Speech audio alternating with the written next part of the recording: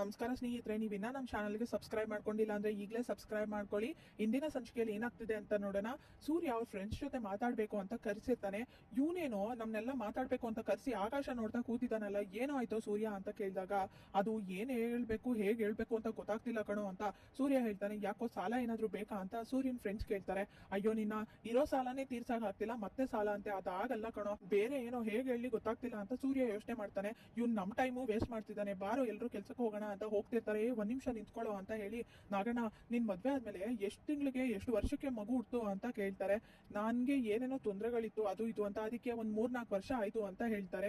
ಹೌದಾ, ಹಾಗಾದ್ರೆ ಅದೇನೇನ್ ತೊಂದರೆಗಳು ಪ್ರಾಬ್ಲಮ್ಸ್ ಎಲ್ಲ ಹೇಳೋಣ, ನನ್ಗೂ ಬೇಕು ಆ ಪ್ರಾಬ್ಲಮ್ಸ್ ಎಲ್ಲ, ಅದೇನ್ ದಯವಿಟ್ಟು ಹೇಳೋಣ ಅಂತ ಸೂರ್ಯ ಕೇಳ್ತಾನೆ. ಆಗ ಎಲ್ರು ನಗ್ತಿರ್ತಾರೆ.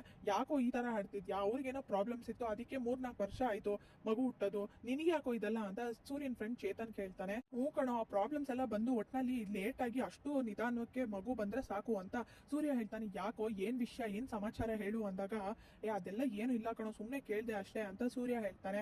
ಅದೇನೋ ವಿಚಿತ್ರವಾಗಿ ಆಡ್ತಾ ಇದ್ಯಾ, ಅದೆಲ್ಲ ದೇವ್ರು ಕೊಡೋದು ಕಣೋ, ಅವ್ರು ಕೊಟ್ಟಾಗ ನಾವು ತಗೋಬೇಕು. ನಮ್ಮ ಅಣ್ಣಂಗ್ ನೋಡು ಮದ್ವೆ ಆಗ 1 ವರ್ಷಕ್ಕೆಲ್ಲ ಮಗು ಆಗಿದೆ ಅಂದಾಗ, ಅಯ್ಯೋ ದೇವ್ರೆ, ಹಾಗಾದ್ರೆ ಈ ಮಗು ಹುಟ್ಟೋದಕ್ಕೆ ಆ ಟೈಮು ಈ ಟೈಮು ಬಸ್ ಟೈಮಿಂಗ್ಸ್ ಅಂತ ಇರುತ್ತಲ್ಲ, ಆ ಟೈಮಿಂಗ್ಸೇ ಇಲ್ವಾ, ಏನಪ್ಪಾ ಮಾಡೋದು, ಅಲ್ಲ ಎಲ್ಲ ಆ ದೇವ್ರ ಮೇಲೆ ಹಾಕ್ತಿರಲ್ಲೋ, ಇನ್ನು ಇದನ್ನು ಆ ದೇವ್ರ ಮೇಲೆ ಹಾಕ್ಬಿಟ್ರ ಆ ದೇವ್ರ ವರ ಕೊಡೋದು ಪ್ರಸಾದ ಕೊಡೋದು ಅಂತ ದೇವ್ರ ಮೇಲೆ ಹೂ ಹಾಕಿ ಕೈ ಮುಗ್ದು ಬೇಡ್ಕೊಳ್ಳೋದಕ್ಕಿಂತ ಪೂಜೆ ಮಾಡೋಕ್ಕಿಂತ ಒಂದ್ ಕೈ ಮೇಲೆ ಸಮಸ್ಯೆಗಳನ್ನೇ ಜನಗಳೇ ಹೇಳ್ಕೊತಾರೆ, ಏನ್ ಮಾಡೋದೋ ಏನು ಅಂತ ಸೂರ್ಯ ಯೋಚನೆ ಮಾಡ್ತಿರ್ತಾನೆ. ಹಾಗೆ ಇಲ್ಲಿ ರೋಹಿಣಿ ಬಟ್ಟೆ ಒಗ್ಯಕ್ಕೆ ಅಂತ ತಗೊಂಡು ಹೋಗ್ತಿರ್ತಾಳೆ.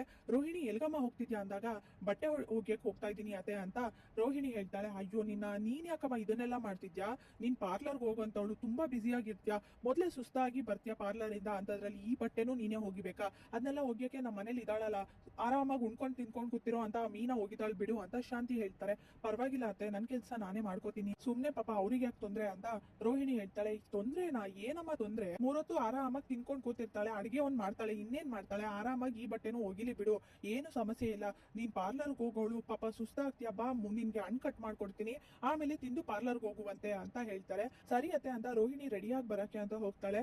ಕಸ್ತೂರಿ ಯಾಕೆ ಇಷ್ಟೊತ್ತಾದ್ರೂ ಫೋನೇ ಮಾಡಿಲ್ಲ, ಎಷ್ಟೋ ದಿನ ಆಯ್ತಲ್ಲ, ಏನ್ ನನ್ನ ಮರ್ತ್ಕೊಬಿಟ್ಲಾ ಹೇಗೆ, ಇಲ್ಲ ಊರ್ ಬಿಟ್ಟೆ ಹೊರಟೋದ್ಲಾ ಅಂತ ಯೋಚನೆ ಮಾಡ್ತಿರ್ತಾರೆ ಶಾಂತಿ. ಆಗ ಮೀನಾ ಬರ್ತಾಳೆ. ಎಲ್ಗೆ ಹೋಗ್ತಿದ್ಯಾ ಅಂದಾಗ, ಅದು ಅತ್ತೆ ವಾಷಿಂಗ್ ಮಿಷಿನ್ ಬಟ್ಟೆ ಹಾಕಿದ್ದೆ, ಅದೆಲ್ಲ ಒಗ್ದಾಗಿದೆ, ಒಣಗಾಕಕ್ ಹೋಗ್ತಿದೀನಿ ಅಂತ ಮೀನಾ ಹೇಳ್ತಾಳೆ. ಸರಿ ಬೇಗ ಮುಗಿಸ್ಕೊಂಡ್ ಬಾ, ರೋಹಿಣಿ ಕೆಲ್ಸಕ್ಕೆ ಹೋಗ್ಬೇಕು ಪಾರ್ಲರ್ಗೆ, ಅವಳು ತುಂಬಾ ಹೊತ್ತು ಹೊಟ್ಟೆ ಹಸ್ಕೊಂಡಿರಲ್ಲ, ಬೇಗ ಅಡ್ಗೆ ಮಾಡು ಅಂತ ಶಾಂತಿ ಹೇಳ್ತಾರೆ. ಸರಿ ಅತ್ತೆ ಅಂತ ಮೀನಾ ಹೋಗ್ತಾಳೆ. ಹಾಗೆ ಬಟ್ಟೆ ಎಲ್ಲ ಒಣಗಾಕಿ ಮತ್ತೆ ಬಟ್ಟೆ ತಗೊಂಡು ಹೋಗಕ್ಕೆ ಅಂತ ಮೀನಾ ಬರ್ತಾಳೆ. ಇಲ್ಲಿ ರೋಹಿಣಿಗೆ ಶಾಂತಿ ಹಣ್ಣು ಕಟ್ ಮಾಡಿ ಕೊಡ್ತಾ ಇರ್ತಾರೆ. ಮೀನಾ ಬಟ್ಟೆ ತಗೊಳ್ಬೇಕಾದ್ರೆ ಮನೋಜನ್ ಬಟ್ಟೆ ಬರುತ್ತೆ, ಅದನ್ನ ನೋಡಿದ ತಕ್ಷಣ ಕೋಲಲ್ಲಿ ತೆಗೆದು ಸೈಡ್ಗೆ ಹಾಕ್ತಿರ್ತಾಳೆ. ಏನೇ ಅದು ಅಂತ ಕೇಳ್ತಾರೆ. ಅದು ಬಟ್ಟೆ ಎತ್ತಾಕ್ತಿದ್ದೀನಿ ಅತ್ತೆ ಅಂತ ಮೀನಾ ಹೇಳ್ತಾಳೆ. ಅದನ್ನೇ ನನಗೂ ಕಣ್ ಕಾಣಿಸ್ತಿದೆ, ಆದ್ರೆ ಬಟ್ಟೆನ ಯಾಕೆ ಸೈಡ್ಗೆ ಎತ್ತಿ ಕೋಲಲ್ಲಿ ಹಾಕ್ತಿದ್ಯಾ ಅಂತ ಕೇಳಿದಾಗ, ಅದು ನಮ್ಮವ್ರ ಬಟ್ಟೆ ಅಲ್ಲ ಅತ್ತೆ ಅದಕ್ಕೆ ಅಂತ ಹೇಳ್ತಾಳೆ. ಹೌದೌದು, ನಿನ್ಗೆ ಆಗ್ಲೇ ಗೊತ್ತಾಗುತ್ತೆ ಬಿಡು, ಯಾಕಂದ್ರೆ ಇಂಥ ಬ್ರ್ಯಾಂಡು ಕಾಸ್ಟ್ಲಿ ಬಟ್ಟೆ ಎಲ್ಲ ನೋಡಿರಲ್ಲ, ಬರೀ 100 ರೂಪಾಯಿ ನೋಡಿರೋಂಥ ಬಟ್ಟೆಗಳೇ ಅಲ್ವಾ ನಿನ್ ಕೈ ಅಂತ ಶಾಂತಿ ಅವಮಾನ ಮಾಡ್ತಾರೆ ಸೂರ್ಯ ಮತ್ತೆ ಮೀನಾ ಬಗ್ಗೆ. ಹೌದತ್ತೆ, ನನ್ ಗಂಡ 100 ರೂಪಾಯಿ ದುಡಿದ್ರು 100 ರೂಪಾಯಿ ಬಟ್ಟೆ ಹಾಕೊಂಡ್ರು ಸ್ವಂತ ದುಡ್ಮೇಲಿ ದುಡ್ದು ಬಟ್ಟೆ ಹಾಕೋತಾರೆ ಅಂತ ಮೀನಾ ಹೇಳ್ತಾಳೆ. ಅಯ್ಯೋ, ಇವ್ನ್ ಗಂಡ ಏನು ಲಕ್ಷ ಸಂಪಾದನೆ ಮಾಡಿ ತಂದು ಕೊಡ್ತಾ ಇದ್ದಾನೆ, ದುಡಿಯೋದೇ ಜುಜುಬಿ ಕಾಸು ಅಂತದ್ರಲ್ಲಿ ಇವ್ಳು ಶೋಕಿ ನೋಡು ಯಾವ ತರ ಕೊಬ್ಬು ತೋರಿಸ್ತಿದ್ದಾಳೆ.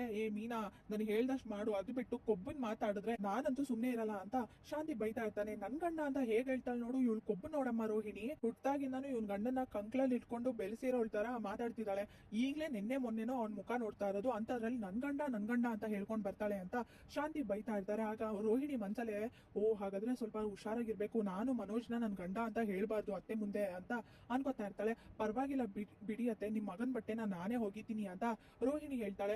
ಅಯ್ಯೋ ನೋಡ್ದಮ್ಮ, ನಿಂದೆಂತ ದೊಡ್ಡ ಮನ್ಸು, ಅದಕ್ಕೆ ಹೇಳೋದು ದೊಡ್ಡ ಮನೆ ಅವ್ರದ್ದು ದೊಡ್ಡ ಮನ್ಸು ಅಂತ, ಅಂತದ್ರಲ್ಲಿ ಇವಳು ನೋಡು ಇತ್ತಾಳೆ ಕಿವಿ, ಅವಳು ನನ್ ಗಂಡ ಅಂತ ಹೇಳ್ಕೊಂಡು ಓಡಾಡ್ತಾಳೆ, ಆದ್ರೆ ನೀನು ಪಾಪ ನಿಮ್ ಮಗ ಅಂತ ಹೇಳ್ತಿದ್ಯಲ್ಲ, ಮದ್ವೆ ಆದ್ರೂ ತುಂಬಾ ಒಳ್ಳೆಯವಳಮ್ಮ, ನಿಂತರ ಬುದ್ಧಿ ಎಲ್ರಿಗೂ ಬರ್ಬೇಕಲ್ಲ, ನೀನ್ ಯಾಕೆ ತೊಂದ್ರೆ ತಗೋತಿಯಾ, ಮನೇಲಿ ಬಿದ್ದಿರ್ತಾಳೆ ಸುಮ್ನೆ ಅಂಡೆ ತಿಂತಾಳೆ, ಇವಳು ತಿನ್ನೋದನ್ನ ನೋಡ್ಬಿಡ್ಬೇಕು ರೋಹಿಣಿ, ಬೆಳಿಗ್ಗೆದು ಸಂಜೆದು ರಾತ್ರಿದು ಎಲ್ಲಾನು ಒಟ್ಟಿಗೆ ಬೆಳಗ್ಗೆನೆ ತಿನ್ಬಿಡ್ತಾಳೆ, ಆರಾಮಾಗಿ ತಿನ್ಕೊಂಡ್ ಬಿದ್ದಿರ್ತಾಳೆ, ಅವಳೇ ಹೋಗಿಲಿ, ಪಾಪ ನೀನಾದ್ರೂ ಪಾರ್ಲರ್ಗೆ ಹೋಗುವಂತವಳು, ನಿನ್ ಕೈ ಮೃದುವಾಗಿರ್ಬೇಕು, ಯಾವ ಕೆಲ್ಸಾನು ಮಾಡಬಾರ್ದು, ನೀನ್ ಆರಾಮಾಗಿ ಪಾರ್ಲರ್ಗೆ ಹೋಗಿ ವಾಪಸ್ ಮನೆಗ್ ಬಾ, ಅಷ್ಟೇ ಸಾಕು, ಬಾ ನಿನ್ಗೆ ಅನ್ಕಟ್ ಮಾಡ್ಕೊಂಡ್ ಕೊಡ್ತೀನಿ.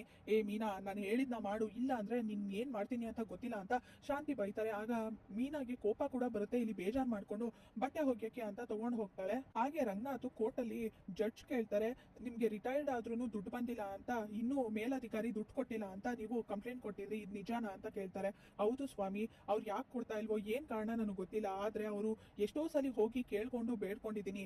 ಅವ್ರ ದುಡ್ಡನ್ನ ನಾನು ಕೇಳ್ತಾ ಇಲ್ಲ, ನಾನ್ ದುಡ್ದಿರೋ ಅಂತ 40 ವರ್ಷದ ದುಡ್ಡನ್ನ ಕೇಳ್ತಾ ಇದ್ರು ಅವ್ರು ಕೊಡ್ತಾ ಇಲ್ಲ ಅಂತ ರಂಗನಾಥ್ ಜಡ್ಜ್ ಹತ್ರ ಹೇಳ್ತಾರೆ. ಬೇಕಾದ್ರೆ ಕೆಲ್ಸದ ಹತ್ರ ಪರಿಶೀಲನೆ ಮಾಡಿ ನೋಡಿ, ಒಂದು ದಿನಾನು ನಾನು ಡ್ಯೂಟಿಗೆ ರಜಾ ಹಾಕ್ತವನಲ್ಲ, ಇದುವರೆಗೂ ಒಂದು ಕಂಪ್ಲೇಂಟ್ ಇಲ್ಲದೆ ಕೆಲಸ ಮಾಡಿದ್ದೀನಿ. ನನ್ನ ರಿಟೈರ್ಮೆಂಟ್ ಮುಗಿಯೋವರೆಗೂ ಇಂಜಿನ್ ಡ್ರೈವರ್ ಆಗಿ ಕೆಲಸ ಮಾಡಿದ್ದೀನಿ. ಆದ್ರೂ ನನ್ನ ದುಡ್ಡನ್ನ ನಾನು ಕೊಡೋಕೆ ಈ ತರ ಆಟ ಆಡಿಸ್ತಿದ್ದಾರೆ ಸ್ವಾಮಿ, ಇದ್ಯಾ ನ್ಯಾಯ ಅಂತ ರಂಗನಾಥ್ ಹೇಳ್ತಾರೆ. ಅದು ಹಾಗೇನಿಲ್ಲ ಸ್ವಾಮಿ ಅಂತ ವಾಸುದೇವ್ ಹೇಳ್ತಾರೆ. ರಂಗನಾಥ್ ಏನ್ರಿ ನೀವು, ನಾನ್ ನಿಮ್ಮ ಹತ್ರ ಮಾತಾಡ್ತಿದ್ದೀನ, ಅವ್ರ ಹತ್ರ ಮಾತಾಡಿದ್ರೆ ನೀವ್ಯಾಕೆ ಮಾತಾಡ್ತಿದ್ದೀರಾ, ಸುಮ್ನೆ ಕೂತ್ಕೊಳ್ಳಿ ಅಂತ ಜಡ್ಜ್ ಹೇಳ್ತಾರೆ. ನನ್ನ ಕ್ಷಮಿಸಿ ಅಂತ ವಾಸುದೇವ್ ಕೂತ್ಕೋತಾರೆ. ರಂಗನಾಥ್ ಫ್ರೆಂಡು ನಾನ್ ಸ್ವಲ್ಪ ಮಾತಾಡ್ಬೋದಾ ಮಹಾಸ್ವಾಮಿ ಅಂತ ಕೇಳ್ತಾರೆ. ನೀವ್ ಯಾರು ಅಂದಾಗ ನನ್ನ ಅಸಿಸ್ಟೆಂಟ್ ಆಗಿ ಕೆಲಸ ಮಾಡ್ತಿದ್ರು ಕೇಶವ್ ಮೂರ್ತಿ ಅಂತ ಹೇಳ್ತಾರೆ. ಆಗ ಸರಿ ಏನ್ ಹೇಳಿ ಅಂತ ಜಡ್ಜ್ ಕೇಳ್ತಾರೆ. ಇವ್ರು ತುಂಬಾ ಸಾಧು ಮನುಷ್ಯ, ಯಾರಿಗೂ ತೊಂದರೆ ಮಾಡಿದವರಲ್ಲ, ಪಾಪ ರಿಟೈರ್ಮೆಂಟ್ ಆದ್ಮೇಲೆ 27 ಲಕ್ಷ ದುಡ್ಡು ಬಂದಿದ್ದು ಇವ್ರಿಗೆ ಮೋಸ ಆಯ್ತು, ಇವ್ರ ದುಡ್ಡನ್ನ ವಾಪಸ್ ಈಸ್ಕೊಡಿ ಅಂತ ಹೇಳ್ತಿರ್ತಾರೆ. ಕೇಶವ್ ಮೂರ್ತಿ ಏನಾಯ್ತು ಆ ದುಡ್ಡು ಅಂತ ಕೇಳಿದಾಗ ನನ್ನ ಮಗ ಯಾರನ್ನ ನಂಬಿ ಬಿಸ್ನೆಸ್ ಮಾಡ್ತೀನಿ ಅಂತ ದುಡ್ಡು ಇಸ್ಕೊಂಡ, ಅವರು ಮೋಸ ಮಾಡಿದ್ರು, ಈಗಾಗಲೇ ಅದನ್ನು ಕಂಪ್ಲೇಂಟ್ ಕೊಟ್ಟಿದ್ದೀನಿ ಅಂತ ರಂಗನಾಥ್ ಹೇಳ್ತಾರೆ. ನಾನು ತುಂಬಾ ಕಷ್ಟದಲ್ಲಿದ್ದೀನಿ, ನನ್ಗೆ ರಿಟೈರ್ಮೆಂಟ್ ದುಡ್ಡು ಬಂದ್ರೆ ಪೆನ್ಷನ್ ದುಡ್ಡು ತುಂಬಾನೇ ಸಹಾಯ ಆಗುತ್ತೆ ಅಂತ ರಂಗನಾಥ್ ಹೇಳ್ತಾರೆ. ನಿಮ್ ಪೆನ್ಷನ್ ದುಡ್ಡನ್ನ ಕೊಡದೇ ಇರೋದಕ್ಕೆ ಏನಾದ್ರು ಬಲವಾದ ಕಾರಣ ಇದೆಯಾ ಅಂತ ಹೇಳ್ತಾರೆ. ಅದು ಮಹಾಸ್ವಾಮಿ, ನನ್ ರಿಟೈರ್ಮೆಂಟ್ ಆದ್ಮೇಲೆ ಒಂದು ಸಣ್ಣ ಸಮಾರಂಭ ಇಟ್ಕೋಬೇಕು ಕಾರ್ಯಕ್ರಮ ಅಂತ ನನ್ ಮಗ ಅನ್ಕೊಂಡಿದ್ದ ಅಂತ ರಂಗನಾಥ್ ಹೇಳ್ತಿರ್ತಾರೆ. ಅದಾಗಲ್ಲ ಸ್ವಾಮಿ ಅಂತ ವಾಸುದೇವ್ ಮತ್ತೆ ಹೋಗ್ತಾರೆ ಮಾತಾಡಕ್ಕೆ ಅಂತ. ಆಗ ಜಡ್ಜ್ ಕೋಪ ಮಾಡ್ಕೊಳ್ಳೋದನ್ನ ನೋಡಿ ಸರಿ ಕ್ಷಮಿಸಿ ಮಹಾಸ್ವಾಮಿ ಅಂತ ಕೂತ್ಕೋತಾರೆ.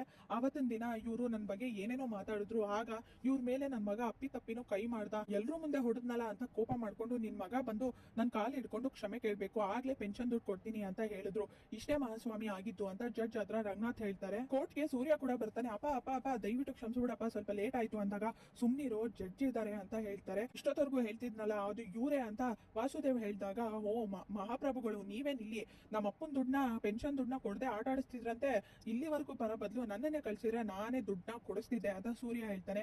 ಏನ್ರಿ ಇದು, ಏನ್ ನಡೀತಿದೆ ಇಲ್ಲಿ ಅಂತ ಜಡ್ಜ್ ಕೇಳ್ತಾರೆ. ದಯವಿಟ್ಟು ಕ್ಷಮಿಸ್ಬಿಡಿ, ಅವತ್ ಜಗಳ ಆಯ್ತು ಅನ್ನಲ್ಲ, ಅದು ಇವರ ಮತ್ತೆ ಅವ್ರ ಮಧ್ಯೆನೇ ಆಗಿದ್ದು, ಇವನೇ ನನ್ ಮಗ ಸೂರ್ಯ ಅಂತ ರಂಗನಾಥ್ ಹೇಳ್ತಾರೆ. ಸೂರ್ಯ ಜಡ್ಜ್ ಹತ್ರ ಕ್ಷಮಿಸಿ ಸಾಹೇಬ್ರೆ, ನನ್ನ ಬೇಕು ಅಂತ ಅವತ್ ಜಗಳ ಮಾಡಿ ಹೊಡಿಲಿಲ್ಲ, ಇವರು ನಮ್ಮ ಅಪ್ಪನ ಬಗ್ಗೆ ತುಂಬಾ ಅವಮಾನ ಆಗತ್ತಾರ ಎಲ್ರು ಮುಂದೆ ಬೈತಾ ಇದ್ರು, ಅದಕ್ಕೆ ಆತರ ಮಾಡ್ದೆ. ನನ್ನನ್ ಬಿಡಿ ಸಾಹೇಬ್ರೆ, ಯಾವ ತಂದೆಗೆ ಅವಮಾನ ಆಗ್ತಿದ್ರೆ ಮಕ್ಳು ನೋಡ್ಕೊಂಡು ಸುಮ್ನೆ ಇರ್ತಾರೆ, ಅದು ಬೇಡ, ಸರ್ವಿಸ್ ಅಲ್ಲಿ ಅವ್ರಿಗಿಂತ ನಮ್ಮಪ್ಪ ದೊಡ್ಡವರು, ವಯಸ್ಸಲ್ಲೂ ದೊಡ್ಡವರು, ಅದಕ್ಕೂ ಮರ್ಯಾದೆ ಕೊಡಲ್ಲ ಇವರು ಅಂತ ವಾಸುದೇವ್ ಬಗ್ಗೆ ಸೂರ್ಯ ಹೇಳ್ತಾನೆ. ಎಲ್ಲ ಸಾಹೇಬ್ರೆ, ನಿದ್ದೆ ಬರ್ತಿತ್ತು ಅಂತ ನಾನು ರಾತ್ರಿ ಹೊತ್ತು ಮಲ್ಕೋತಾ ಇದ್ದೆ, ಆಗ ನಮ್ಮ ಅಪ್ಪನ ಮುಖ ಚಿಕ್ಕ ವಯಸ್ಸಲ್ಲಿ ನೋಡಿದ್ದೆ ಕಮ್ಮಿ, ತಿಂಗಳಾನ್ಗಟ್ಲೆ ಅವ್ರ ಮನೆಗೆ ಬರ್ತಾ ಇರ್ಲಿಲ್ಲ, ಇಲ್ಲ ಅವ್ರ ಮನೆಗೆ ಬಂದಾಗ ನಾನ್ ಮಲ್ಗಿರ್ತಿದ್ದೆ, ಆ ತರ ಎಲ್ಲ ದುಡ್ತಿದ್ದಾರೆ ಅಂತ ವ್ಯಕ್ತಿಗೆ ಇವರು ಬೇಕು ಅಂತ ಮೋಸ ಮಾಡಿದ್ರೆ ಸುಮ್ನೆ ಇರಕ್ ಆಗತ್ತಾ ಅಂತ ಸೂರ್ಯ ಬೈತಿರ್ತಾನೆ. ನಿಮ್ ಹೆಸರು ಏನಂದ್ರಿ ಅಂದಾಗ ಸೂರ್ಯ ಸಾಹೇಬ್ರೆ ಅಂತ ಹೇಳ್ತಾನೆ. ನಿಮ್ದು ಮಾತೆಲ್ಲ ಮುಗಿತಾ ಅಂದಾಗ ಸರಿ ಆಯ್ತು ಮುಗೀತು ಅಂತ ಸೂರ್ಯ ಹೇಳ್ತಾನೆ. ಇದೆಲ್ಲ ಪರಿಶೀಲನೆ ಮಾಡಾದ್ಮೇಲೆ ರಂಗನಾಥ್ ಹೇಳ್ತಾ ಇರೋದು ನಿಜ ಅಂತ ಗೊತ್ತಾಗಿದೆ.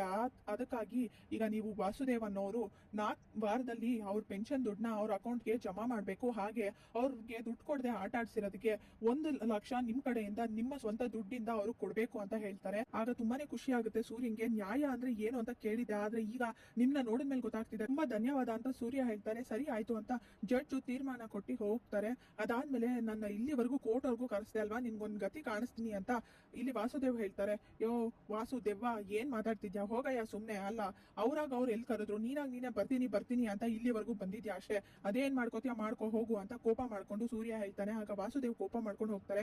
ನ್ಯಾಯಕ್ಕೆ ಬೆಲೆ ಸಿಕ್ಕೇ ಸಿಗುತ್ತೆ, ಒಳ್ಳೆಯವ್ರಿಗೆ ಒಳ್ಳೇದಾಗುತ್ತೆ ಅನ್ನೋದಕ್ಕೆ ಇದೇ ಸಾಕ್ಷಿ ಆಯ್ತು ಅಂತ ರಂಗನಾಥ್ ಖುಷಿಯಿಂದ ಹೇಳ್ತಾರೆ. ರೋಹಿಣಿ ಕೆಲ್ಸದಿಂದ ಬರ್ತಾಳೆ. ಇದೇನಮ್ಮ ರೋಹಿಣಿ ಇಷ್ಟ ಬೇಗ ಬಂದೆ, ಈಗ ಹೋಗಿ ಈಗ ಬಂದಲ್ಲ, ಕೆಲ್ಸ ಇಲ್ವಾ, ಕಸ್ಟಮರ್ ಇಲ್ವಾ ಅಂತ ಕೇಳ್ತಾರೆ. ಹಾಗೇನಿಲ್ಲ ಅತ್ತೆ, ತುಂಬಾ ಜನ ಇದಾರೆ ಅಂತ ರೋಹಿಣಿ ಹೇಳ್ತಾಳೆ. ಮತ್ತೆ ವಾಪಸ್ ಬಂದಿದ್ಯಲ್ಲ, ಅದು ಇಷ್ಟು ಬೇಗ ಏನಾಯ್ತು ಅಂತ ಶಾಂತಿ ಕೇಳಿದಾಗ, ಅದು ಅತ್ತೆ ಅಲ್ಲೇ ಕೆಲ್ಸದವ್ರು ಇದಾರಲ್ಲ ಅವ್ರು ನೋಡ್ಕೋತಾರೆ ಅಂತ ಹೇಳ್ತಾಳೆ ರೋಹಿಣಿ. ಇದೇನಮ್ಮ ಹೀಗೆ ಹೇಳ್ತಿದ್ಯಾ, ಮುಂಚೆ ಎಲ್ಲ ಕಸ್ಟಮರ್ ಇರ್ಲಿಲ್ಲ, ಆದ್ರೆ ಈಗ ಬರೋ ಸಮಯದಲ್ಲಿ ಕೆಲ್ಸದವ್ರು ಅನ್ಕೊಂಡು ನಾವು ಮನೇಲಿ ಕೂತ್ಕೊಂಡ್ರೆ ಆಗುತ್ತಾ, ಬೇಕಾದ್ರೆ ನೀನು ಅನ್ನು, ನಾನ್ ಬೇಕಾದ್ರೆ ಹೋಗಿ ದುಡ್ಡನ್ನ ಎಣಿಸ್ಕೋತೀನಿ ಆರಾಮಾಗಿ ಕೂತ್ಕೊಂಡು. ದೊಡ್ಡವ್ರು ಹೇಳೋದ್ ಕೇಳಿಲ್ವಾ, ಮೊದ್ಲೇ ಅದು ಮೇಕಪ್ ಅನ್ ಪ್ರಪಂಚ, ಅಲ್ಲಿ ಬಣ್ಣ ಬಳ್ಕೊಂಡು ಸುಳ್ಳು ಹೇಳೋರೆ ಜಾಸ್ತಿ ಇರ್ತಾರೆ, ಯಾಕೆ ಬೇರೆಯವ್ರನ್ನ ನಂಬೇಕು, ಹಾಳ್ ಮಾಡೋದು ಹಾಳು, ನಾವು ಮಾಡೋದು ಉತ್ತಮ ಅಂತ ದೊಡ್ಡವ್ರು ಹೇಳಿದಾರಲ್ವಾ, ನಾನ್ ಬೇಕಾದ್ರೆ ಹೋಗ್ಲಾ ಅಂದಾಗ ಪರವಾಗಿಲ್ಲ ಬೇಡ ಅದೇ ನಾನೇ ಹೋಗ್ತೀನಿ ಇನ್ನೊಂದ್ ಸ್ವಲ್ಪ ಹೊತ್ತು ಅಂತ ರೋಹಿಣಿ ಹೇಳ್ತಾಳೆ. ಸರಿ ಆಯ್ತು, ಯಾಕಂದ್ರೆ ಮುಂದಿನ ತಿಂಗಳು ಬಡ್ಡಿ ಕಟ್ಟಕ್ಕೆ ತೊಂದರೆ ಆಗ್ಬಾರ್ದಲ್ವಾ, ಈ ತಿಂಗಳು ಆದಾಗೆ ಅದಕ್ಕೆ ಹೇಳ್ತಾ ಇರೋದು ಅಂತ ಶಾಂತಿ ಹೇಳಿದಾಗ, ಅದಕ್ಕೇನಂತೆ ನೀವೇನು ಯೋಚನೆ ಮಾಡ್ಬೇಡಿ, ಕಟ್ಟಣ ಬಿಡಿ ಅದೇ ಅಂತ ರೋಹಿಣಿ ಹೇಳ್ತಾಳೆ. ಸರಿ ಆಯ್ತು ರೋಹಿಣಿ, ನಿನ್ನ ಒಂದೇನೋ ಕೇಳ್ಬೇಕು, ಅಲ್ಲ ಈ ಕಲ್ಯಾಣಿ ಅಂತ ನಿಮ್ಗೆ ಯಾರು ಫ್ರೆಂಡ್ ಇದಾರಮ್ಮ ಅಂತ ಶಾಂತಿ ಕೇಳಿದ ತಕ್ಷಣ ರೋಹಿಣಿ ಶಾಕ್ ಆಗಿ ನಿಂತ್ಕೊಂಡಿರ್ತಾಳೆ. ಇಲ್ಲಿಗೆ ಸಂಚಿಕೆ ವಿಡಿಯೋ ಮುಕ್ತಾಯವಾಗಿದೆ. ಲೈಕ್ ಮಾಡಿ, ಶೇರ್ ಮಾಡಿ, ಕಮೆಂಟ್ ಮಾಡಿ, ಸಬ್ಸ್ಕ್ರೈಬ್ ಮಾಡಿ. Thank you.